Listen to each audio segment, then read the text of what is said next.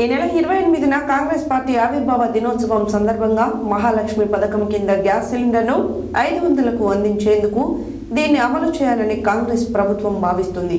ఇందులో భాగంగా civil supply department అధికారులు గైడ్ లైన్ను వేగంగా ప్రిపేర్ చేస్తున్నారు. కస్టమర్లు ఎంతమంది ఉన్నారు, ఎవరికి వర్తింపజేయాలి, ప్రభుత్వం పడే భారం ఎంత అనే లెక్కలు తీస్తున్నారు. ఈ నెల 28న కాంగ్రెస్ పార్టీ ఆవిర్భావ దినోత్సవం సందర్భంగా మహాలక్ష్మి పథకం కింద గ్యాస్ సిలిండర్ను 500కు అందించేందుకు దీన్ని అమలు చేయాలని కాంగ్రెస్ ప్రభుత్వం భావిస్తుంది.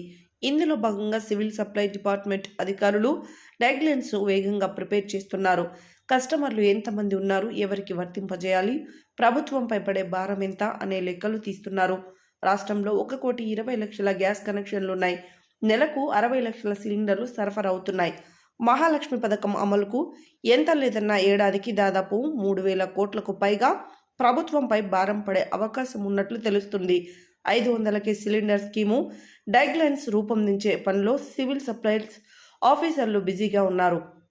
కుటుంబ యూనిట్గా తీసుకోవాలా లేక మహిళల పేరుతో ఉన్న కనెక్షన్లకే సబ్సిడీ ఇవ్వాలా అనే దానిపై ప్రధానంగా చర్చ జరుగుతుంది.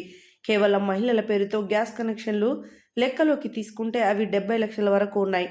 ఒకవేళ సర్కారు మహిళలకే ఇవ్వాలని మార్గదర్శకాలు ఇస్తే గ్యాస్ కనెక్షన్లలో నేమ్ చేంజ్ అనే ప్రొవిజన్ ఉండడంతో మిగతా కనెక్షన్లన్నీ మహిళల పేరుపై మార్చుకోవడానికి ఎల్పీజీ డీలర్ల వద్ద కస్టమర్లు క్యూ కట్టే ఛాన్స్ ఉంది.